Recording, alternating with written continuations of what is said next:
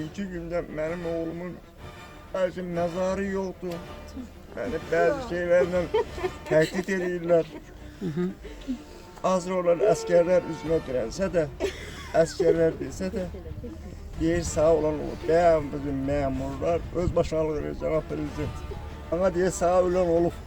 Sən şikayətini deyir götürməsən, sənin oğluna şəhidlik vermişəm. Mən sana oğul vermişəm. Oğlumu ver, oğlumu istəyirəm.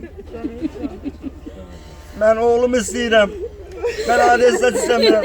Mən oğlumu boy yaratmışam ki, mən sağ verim aparıldı bilirəm ama mənim oğlumu erməni öldürsə məni bir belə yandırmazdı. Öz erməni. Mən ona ömür rüy istəyirəm. Ömür rüy həbs.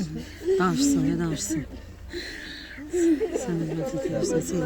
Fırsatla bir kere. Bir iki günde benim oğlumun mezarı yok. Niye? Ancak haksızlıktı bu.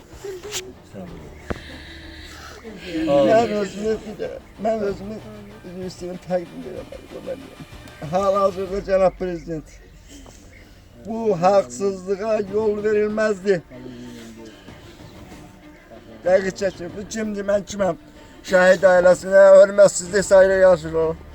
Hörmətsizlik eləyirlər. Deyə sənə olan olub. İkinci Qarabağ müharibəsinin şəhid evladı. Mən xahiş edirəm bu işə dəqiq baxılsın.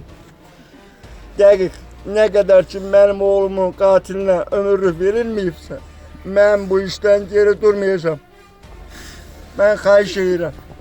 Hangi diqqət sayğı mən görmürəm. Allah